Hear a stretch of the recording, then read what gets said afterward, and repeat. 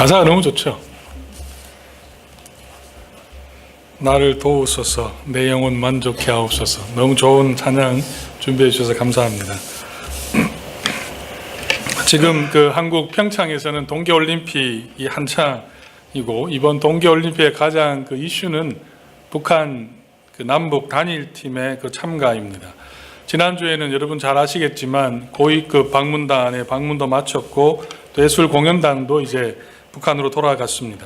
아마 여러분도 같은 마음이셨겠다 싶고, 오늘 기도하신 분의 기도의 내용에도 나왔지만 이번 이러한 방문이 하나의 정치적인 이벤트로 끝이 나지 않기를 참 간절히 바라는 마음이 있습니다.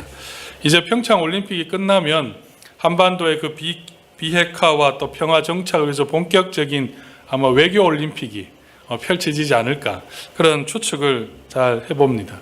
그러기 위해서 우리 더 기도해야 되지 않겠나 하는 생각도 좀 들었습니다. 이번 평창 올림픽을 아마 여러분들도 많이 시청을 하실 텐데요. 여러분이 관심을 가졌던 가장 경기는 어떤 경기였나요? 여러분들한테 가장 인상 깊게 다가온 경기들. 아마 어떤 분에게는 클로이 킴을 아십니까? 이번 미국 대표로 출전해서 이 뭐죠? 서핑, 스프링, 제가 지금 보드죠, 보드. 제가 이름이 어찌 생각이 안 나는데 아주 이 조그만한 체구인데 어떻게 그렇게 잘하는지 제가 보고 깜짝 놀랐습니다. 한국도 사람이란 굉장히 자랑스러웠던 경기고, 아니면 또 한국 쇼트트랙 보셨나요? 여자들 단체 경기에서 넘어졌잖아요. 그래도 그걸 또 반바퀴를 앞서서 또 들어오는 그 장면도 아주 인상 깊었습니다.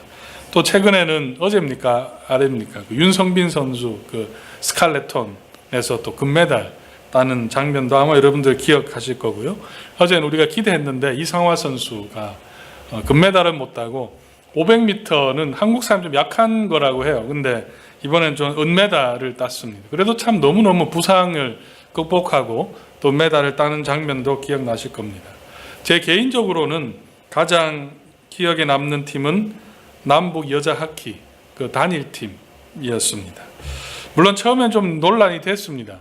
한국 선수들 정말 열심히 준비했는데 합쳐지면 혹시나 출전하지 못할까 하는 그런 마음이 있어서 조금 아쉽기도 했지만, 그래도 남북이 한 팀이 되어서 나간다는 그 사실에 우리가 좀 큰 관점에서는 아주 중요한, 좀 가슴 뭉클한 그런 장면이었습니다. 근데 좀 결과는 사실 조금 아쉬워요. 왜냐하면 단일팀이 되어서 우승까지 했으면 이건 역사의 한 페이지를 장식했을 텐데, 처음 경기가 어느 팀이었어요? 스위스한테 0대8로 졌습니다. 남북 단일팀이면 북한에도 제일 잘하는 선수를 보냈을 거고, 남한도 아주 잘한 선수들을 베스트가 했을 텐데 8대0으로 졌고, 두 번째는 어떻게 됐습니까? 스웨덴한테는 평가전에는 사실 1대3으로 졌어요. 근데 두 번째 경기에서도 0대8로 졌습니다. 세 번째는 우리가 다른 팀은 다 져도 이 팀한테는 이겨야 되잖아요. 일본은 무조건 이겨야 되잖아요. 근데도 아쉽게도 일본에는 첫 골은 넣었어요. 역사적으로 아이스하키에서 첫 골을 넣었지만 결국은 1대4로 졌습니다. 그래서 3전 전패, 예선 탈락이 이제 확정이 됐는데요. 여러분이 생각할 때는 이 남북 이 단일팀이 에이스들이 출전했음에도 불구하고 졌는 이유가 여러분 어디에 있다고 생각하셨습니까? 왜 졌을까요? 물론 실력이 좀 떨어지긴 했겠지만은, 제가 생각할 때는 이 단체전은 특징이 있습니다. 단체전은 무엇이 잘 맞아야 됩니까? 손발이 잘 맞아야 됩니다. 단체들은 요즘 쓰는 표현이 케미라고 그러죠. 화학적인 이런 의미를 쓰는데, 팀워크가 맞아야 이길 수 있는 거예요. 이번 이 하키 팀도 잘하는 선수들을 모았지만 결국은 그 짧은 시간에 하나로 만든다는 것은 사실 쉽지 않습니다. 손발을 맞춘다는 것이 몇 번 만나서 몇 번 이렇게 모임을 한다고 해서 되는 것은 아니었습니다. 자꾸 하면서 시간을 충분히 들여야 해야 되는 거죠. 2002년 여러분 월드컵 기억하실 텐데요. 그때 이 2002년도 월드컵에 한국이 4강으로 올라갈 수 있었던 가장 큰 이유는 히딩크라는 탁월한 지도력이 있긴 했지만, 또 한편으로는 뭐가 있었냐면 이 프로 선수인데 몇 달을 합숙훈련했습니다. 브라질이나 독일이나 이런 팀들 한번 잘 보세요. 유명한 팀들은 몇 달 합숙훈련 할 수가 없어요. 왜냐하면 프로에 매여 있기 때문에 그 선수는 한 게임 공 한 번 차는데 몇 억씩, 몇십만 불이 왔다 갔다 하는 선수들이죠. 그렇기 때문에 월드컵이 있지만 대부분은 일주일 전이나 4, 5일 전에 모여서 훈련합니다. 그래서 그 팀들은 예선에서는 실력을 제대로 발휘하지를 못해요. 손발이 안 맞으니까. 그런데 경기를 하면서 팀워크를 맞춰가는 한국은 프로 선수인데도 불구하고 몇 달 전부터 합숙훈련을 했던 거죠. 그러니까 너무너무 이 손발이 탁 맞는 거예요. 눈빛만 봐도 아는 겁니다. 이 선수가 어디를 뛸지. 공만 잡아도 내가 패스해야 될 공격수는 벌써 어디 있다는 걸 알고 있기 때문에 패스가 바로바로 넘어가는 겁니다. 그만큼 팀워크가 중요한 것이 이 단체전이라는 말씀입니다. 제가 드리고 싶은 말씀을 요약하면 모든 일들이 좋은 결과로 이루어지기 위해서는 무엇이 필요하다는 겁니까? 충분한 시간이 있어야 된다는 거예요. 충분한 시간을 통해서 하나가 되는 그 어떤 면에서 이 숙성의 시간을 거쳐야 된다는 그런 말씀이죠. 혹시 지금 여러분의 삶 속에 내가 참 열심히 바르게 살아왔는데도 왜 이렇게 나는 일이 안 풀리나 그런 생각들을 혹시 가신다면 조바심을 내기보다는 좀 새로운 관점에서 생각들을 좀 바꾸었으면 좋겠습니다. 어쩌면은 하나님은 우리에게 더 시간을 요구하는지도 모르겠습니다. 어쩌면 하나님께서는 우리에게 더 나은 하나님의 뜻을 이루기 위해서 지금의 그 숙성의 시간들, 더 큰 길을 막기 위해서 하나님이 우리에게 두시는 그 고난이 숙성의 시간이다. 그런 마음으로 여러분 자신들을 좀 보는 것이 어쩌면 이 신앙으로 이 땅을 살아가는데 필요한 우리들의 모습이지 않을까, 그런 생각들을 좀 해보았습니다. 오늘 우리가 읽은 이 말씀을 보시면 이 요셉의 모습이 나오는데요. 다시 성경으로 제가 돌아가면 요셉의 아버지가 요셉을 어디로 보냈나요? 네, 세겜이라는 곳으로 보냈습니다.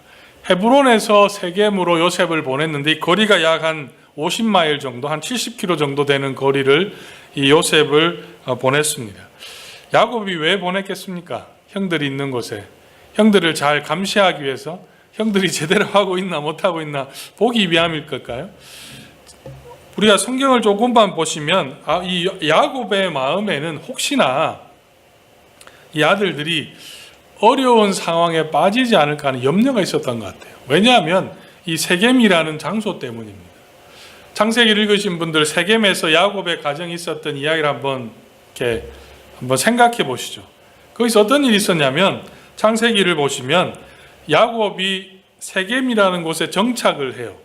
거기서 살아가는데 그 가정에 유일한 딸이 하나 있었습니다. 디나라는 딸이 세겜에 살고 있던 그 히위 족속의 그 아버지는 하몰이었고 그 아들이 세겜이었어요. 아마 그 아들의 이름을 따서 세겜이라고 했는 것 같은데 그곳에서 이 디나가 세겜에게 성폭행을 당합니다. 그래서 이 세겜이 디나가 너무 마음에 들었던 것 같아요. 그래서 결혼을 하려고 그 야곱에게 요청을 하죠. 그때 야곱의 가족들이 어떻게 대답했습니까? 우리는 하나님의 선민인데 할례 받지 않은 족속과는 혼인을 할 수가 없다. 그래서 다 할례를 받아라. 이렇게 요청을 했습니다.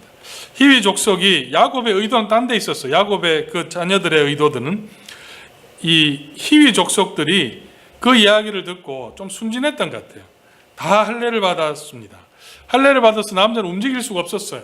그때 어떤 일이 있었습니까? 이 야곱의 아들들, 야곱의 의도는 전혀 그것이 아니었던 것 같은데 야곱의 아들들 이 레위와 시므온이 자신의 동생을 욕보인 것에 화를 못 참아서 할례받아 움직이지 못하는 그 세겜 족속, 세겜에 살고 있는 히위 족속들을 찾아가서 남자들을 싹 다 죽여버립니다. 다 죽여버렸어요. 그래서 이 야곱이 그 사실을 알고 어떻게 합니까? 급하게 도망을 갑니다. 베델로 도망을 가요. 왜냐하면 주위에 있는 히위 족속들이 야곱의 가정은 철저히 원수가 되는 거예요. 도망을 갔습니다. 그런데 지금 이 야곱의 아들들이 어디로 갔습니까? 그 세겜으로 올라갔습니다. 이 야곱의 아들들을 보면 이 용기가 대단한 건가요? 지금 히위 족속들한테는 이 야곱의 이 자녀들은 철천지 원수예요. 그런데 거기에 지금 이 형들이 올라가는 겁니다. 이 용기가 대단한 건지 아니면 전혀 자신들의 무엇을 했는지 이 죄의식을 전혀 모르는 것이 아닌가. 제가 이 장면을 보면 앞으로 있을 그 형들의 모습을 좀 생각해 보면 이 장면이 어쩌면 이 야곱의 아들들 그 형들이 가지고 있는 그 잔인함을 보여주는 하나의 그 복선과 같은 역할인 것 같아요. 다시 이제 세겜으로 요셉을 보냈습니다. 다행인지 뭐 하나님께서 역사하셨던지는 모르겠지만 요셉이 그 자녀들이 어디에 가 있나요? 세겜을 떠나서 도단이라는 곳으로 가 있었습니다. 요셉은 자신의 그 위기도 알지 못한 채 도단으로 떠난 그 형들을 찾아가는 겁니다. 만약에 이 세겜에서 도단으로 형들이 옮겨갔다는 사실을 요셉이 알고 위험 지역을 벗어났으니 그냥 아버지한테 돌아갔으면 그와 우리가 아는 그런 일들은 참 없었지 않았을까, 그런 아쉬운 마음이 사실 좀 들기는 해요. 근데 요셉을 보면, 이 장면을 보면 요셉이 아주 순종을 잘하는 아들이죠. 형들이 있는 곳에 도단까지 찾아가게 되었습니다. 그리고 도단을 도착했을 때 누가 먼저 요셉을 보았습니까? 오늘 말씀에 보면 누가 먼저 보게 되었나요? 오늘 말씀 18절에 가보면 형들이 먼저 요셉을 멀리서 오는 것을 보게 되었습니다. 그리고 그 형들이 19절에 보면 이렇게 말하죠. 꿈꾸는 자가 오는도다. 우리는 요셉 그러면 꿈꾸는 자가 오는도다고 이야기를 하는데, 꿈꾸는 자라고 한, 사실 꿈꾸는 자는 누가 한 이야기입니까? 형들이 한 이야기예요. 형들이 좋은 의도로 이 말 했을까요? 부정적인 의미입니다. 부정적인 의미예요. 왜냐하면 그 뒤에 계획이 나오잖아요. 죽이자. 이 꿈꾸는 자라는 말은 저기 꿈쟁이가 온다, 이런 아주 좋지 않은 그런 의도를 갖고 있던 그런 말이었던 것 같습니다. 그들이 요셉이 오는 것을 보고 죽일 계획을 20절 말씀에 계획을 아주 교묘한 계획이죠. 그를 죽여 한 구덩이에 던지고 우리가 말하기를 악한 짐승이 그를 잡아먹었다 하자. 그의 꿈이 어떻게 되는지 우리가 볼 것이니라 하는지라. 요셉을 죽이려고 하고, 그리고 자신의 아버지에게는 벌써 거짓말, 속이려고 작전을 다 세웠던 겁니다.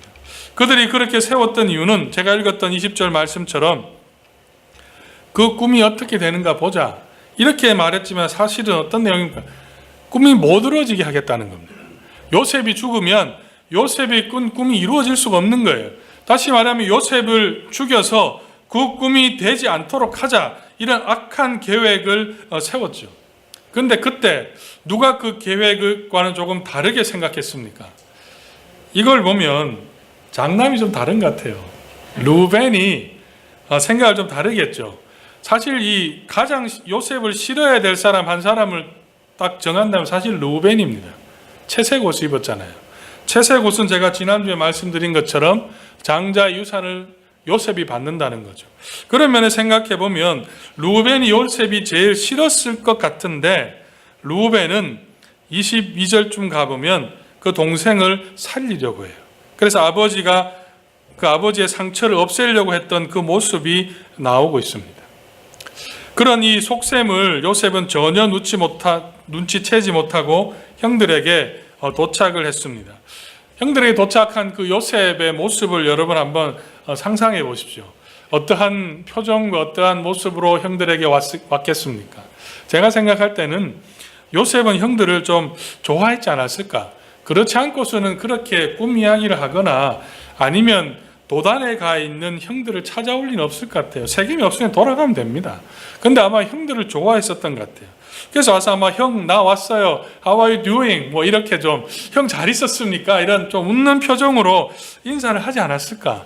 그런 추측을 좀, 성경을 볼 때 여러분 상상의 날개를 좀 펴셔야 돼요. 상상의 날개를. 그러면 더 풍성해집니다.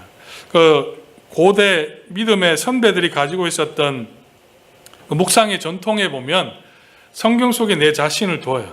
그와 같은 장면 속에 내 자신을 두면서 지금 같은 장면 속에 내 자신이 들어가 보는 거예요. 요셉이 어떤 표정을 지었을까?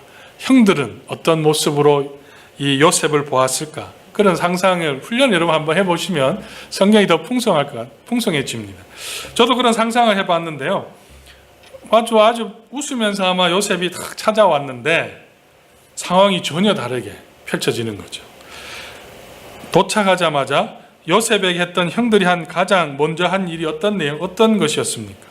23절에 가보시면 가장 먼저 한 것이 요셉의 그 채색옷부터 벗깁니다. 이 장면을 보면 형들이 가장 보기 싫었던 게 바로 그 채색옷이었던 것 같아요. 얼마나 이 요셉이 미웠으면 그 옷을 입고 있던 그것부터 확 벗겨버립니까?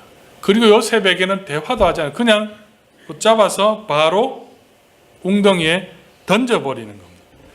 얼마나 미웠으면 여러분 이렇게까지 했겠습니까? 여러분 이 요셉의 그 장면 한번 상상해 보세요. 자기는 형들을 만나서 기뻤는데 형들을 만났는데 막상 눈에 보니까 뭐가 있는 거예요. 살기가 막 등등한 거예요. 그리고 내가 입던 옷도 확 벗겨버리고 그냥 웅덩이에 던져버립니다. 아마 옷을 벗길 때 형들이 좀 장난치든가 보다 이런 생각을 잠시 했을지 몰라요. 그런데 웅덩이에 탁 던져지는 그 순간 내가 빠져나올 수 없다는 사실을 깨달았을 때 요셉이 이렇게 될 것이라고 상상을 했겠습니까? 아마 요셉은 전혀 상상하지 못했을 겁니다. 옷이 벗겨지고 웅덩이에 던져지는 순간 엄청난 혼란과 그 충격에 빠졌을 겁니다. 여러분이 요셉의 모습을 보면서 요셉이 뭘 잘못했나요? 이렇게 내가 너를 죽여버려야 되겠다라고 생각한 만큼 요셉이 잘못한 그 이유가 여러분 있습니까? 꿈 이야기 좀 형들에게 거들먹거리면서 한번 요셉이 해볼 수 있는 것 아닌가요? 또 여러분 채색옷, 요셉이 아버지 나에게 채색옷을 해 주십시오 이렇게 말을 했습니까? 아버지가 해준 거예요. 아버지가 해줬고 입으라고 해서 입은 겁니다. 요셉의 잘못이라면 아버지가 준 말에 순종했던 것밖에 없어요. 그리고 지금도 70km가 되는 거리를 요셉은 찾아왔던 이유는 딱 한 가지입니다. 아버지 말씀에 순종하려고 찾아온 거예요.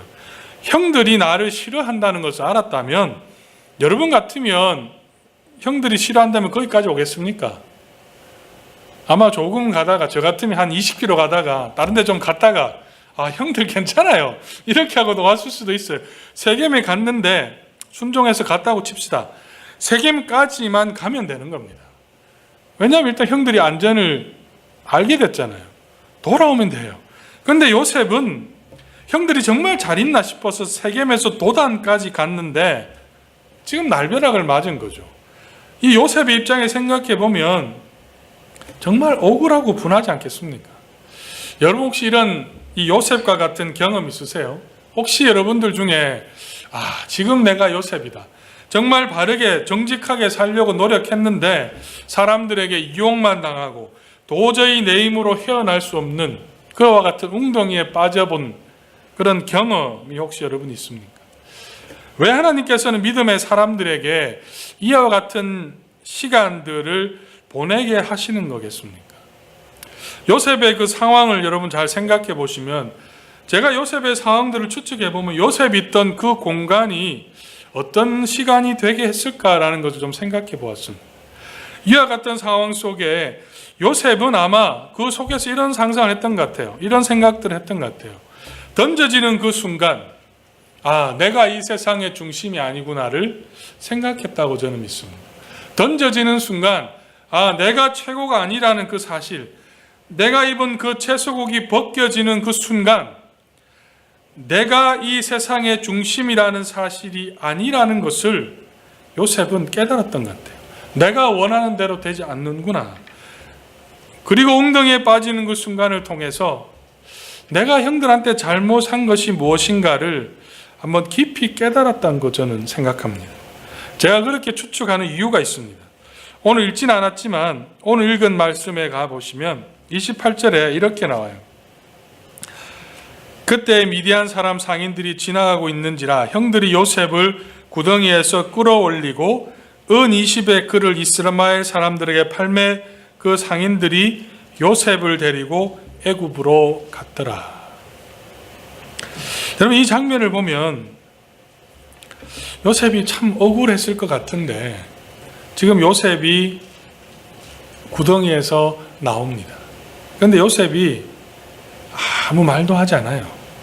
그냥 순순히 미디안 상인들에게 잡혀서 팔려갑니다. 만약에 요셉이 그 웅덩이에 있으면서 분노에 가득 차 있었더라면, 이렇게 끌려 나와서 나를 파는 그 형들한테 제가 요셉이라면 욕을 하든지 저주를 퍼붓든지 아니면 한번 살려달라고 간절하게 호소했을 것 같아요. 근데 요셉 어떻게 합니까? 형들이 파는데도, 나를 팔아 넘기는데도 요셉은 그냥 순수하게 그냥 상인의 손에서 팔려가는 겁니다. 왜 이와 같은 일들이 있을까? 왜 이렇게 요셉이 되었을까? 저는 요셉은 웅덩이에서 왜 나에게 이러한 일이 있었는가를 생각했던 것 같습니다.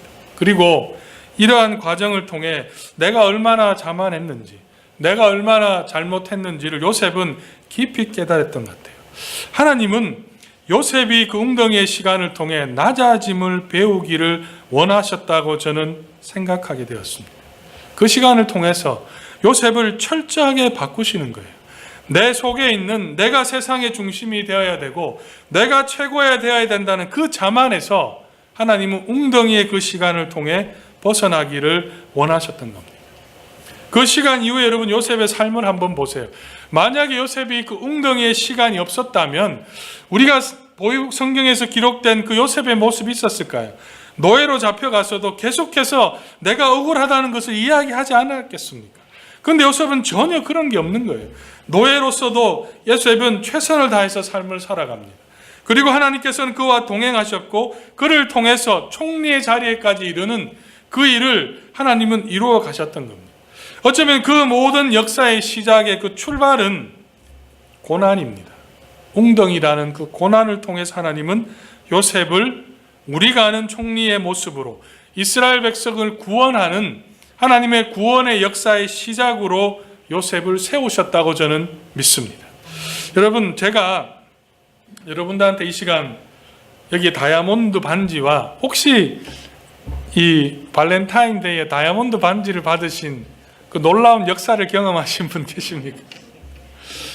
다이아몬드 반지와 숯을 준다면 여러분 뭘 택하시겠어요? 제가 이 시간에 다이아몬드 반지와 숯을 준다면 황금을 보기를 돌로 하라 이런 우리 최씨 혹시 계시나요? 숯을 택하실 분 아마 단 한 사람도 없겠죠. 당연히 다이아몬드입니다. 다이아몬드.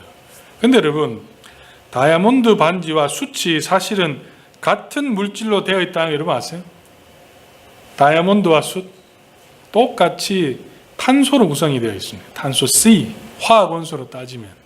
그런데 왜 같은 탄소인데 무엇이 다이아몬드가 되게 만들고 무엇이 숯이 되게 하겠습니까? 이유는 딱 하나예요. 이 다이아몬드가 땅속 깊은 곳에서 고열과 그 아주 긴 시간을 버티면, 압력을 견디면 같은 탄소지만 그것이 다이아몬드가 됩니다. 하지만 이 탄소가 그냥 적당한 고열과 적당한 압력만 견디면 숯이 돼요. 물론 요즘 숯이 TV 옆에 놔둬서 좋은 것도 있긴 하지만 제가 지금 드리고 싶은 말씀은 그겁니다. 결국은 성도에게 있어서 이 고난이라는 그 시간은 웅덩이와 같은 시간이 있어야 우리의 인생이 다이아몬드와 같은 인생이 된다는 겁니다. 저는 하나님께서 우리를 웅덩이와 같은 그 고난의 시간을 두시는 이유는 저와 여러분을 다이아몬드와 같은 인생이 되기 원하시는 하나님의 놀라운 역사가 있습니다. 그 역사를 믿을 수 있기를 주의 이름으로 축복합니다. 아멘. 꼭 이런 이야기하면 아멘이 많아요. 하나님은 선하신 하나님이세요. 하나님은 우리에게 지금 그 고난을 통해서 하나님은 반드시 여러분이 자녀가 겪는 그 고난을 통해서 그 시간을 지나가도록 하시는 거예요. 그 시간의 지남을 통해서 하나님은 여러분의 자녀와 여러분의 인생을 지금과는 또 다른 삶의 길로 인도하기 위해서 하나님은 그 시간을 지나가도록 하는 겁니다. 그렇기 때문에 이 웅덩이의 시간은 사실은 소망의 자리입니다. 축복의 자리예요. 그 시간을 통해서 하나님은 다이아몬드와 같은 인생으로 우리를 이끄시기 때문에. 그렇기 때문에 여러분 항상 기억하십시오. 지금 내가 겪는 이유 없는 고난, 때로는 선한 일 때문에 당하는 그 고난조차도 하나님이 새로운 인생으로 만들기 위한 하나님의 뜻이 있다는 것을 그 속에서 찾아야 되는 것이 성도가 가져야 될 본문이라는 겁니다. 여러분 동계올림픽에 누가 금메달 땁니까? 결국은 이름 있는 사람이 따지 않아요.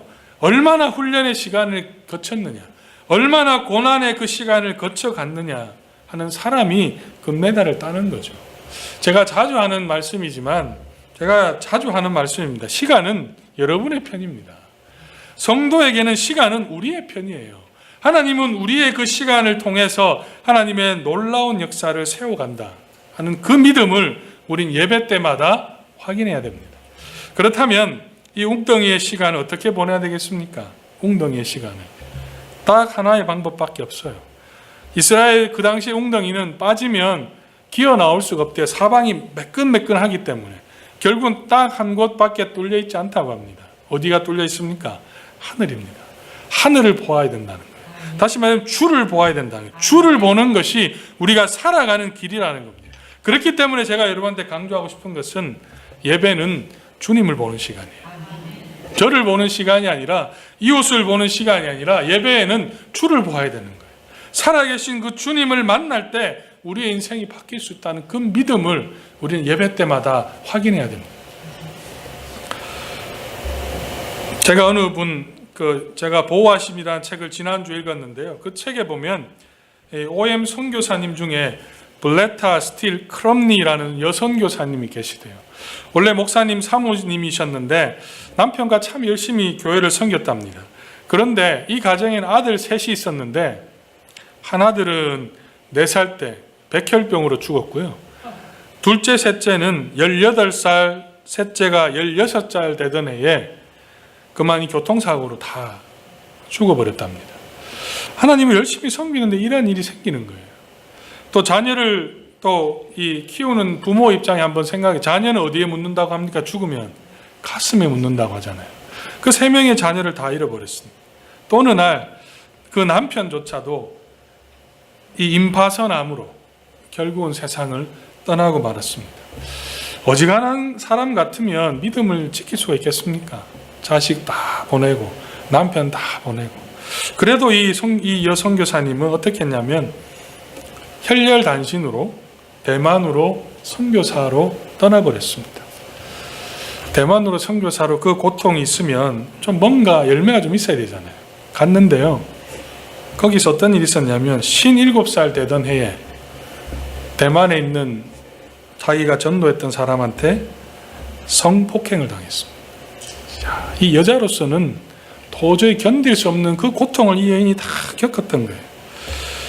그런데도 이 선교사님은 그 고통, 그 아픔, 그 수치를 겪는 그 순간에도 믿음을, 그 선교의 사명을 포기하지 않았습니다. 그때 사람들이 이렇게 물었대요. 왜 선교사님은 그와 같은 수치스러움과 고통과 아픔을 당하셨는데도 그렇게 그 일들을 간증하면서 전하면서 복음을 전하고 있습니까? 그때 이분이 이와 같은 내용을 글에 기록했답니다. 나는 하나님의 말씀에서 위로의 능력을 체험합니다. 죽어가는 아들을 품에 안고 몸부림치던 밤에도 하나님은 말씀의 능력으로 나를 찾아오셨습니다.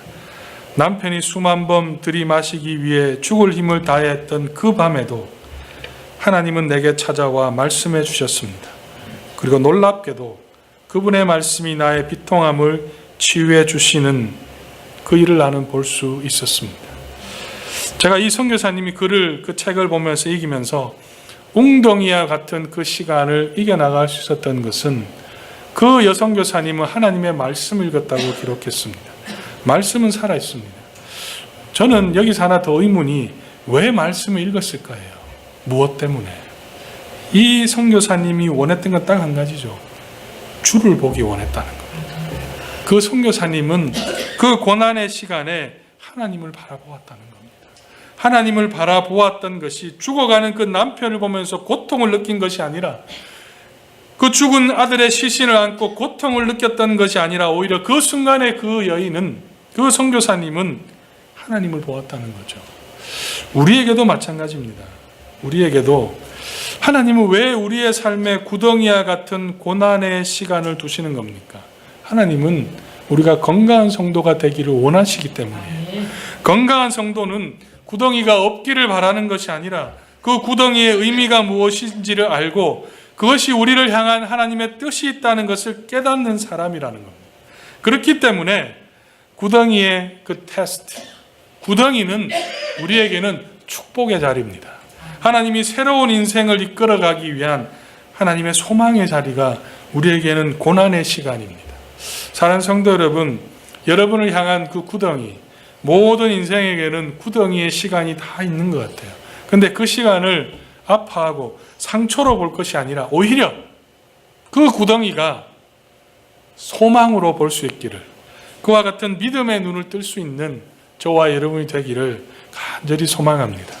그럼을 통해서 여러분 건강한 성도로 더 믿음이 더 깊어가는 그런 성도가 될 수 있기를 주의 이름으로 부탁을 드립니다. 한번 같이 기도하겠습니다.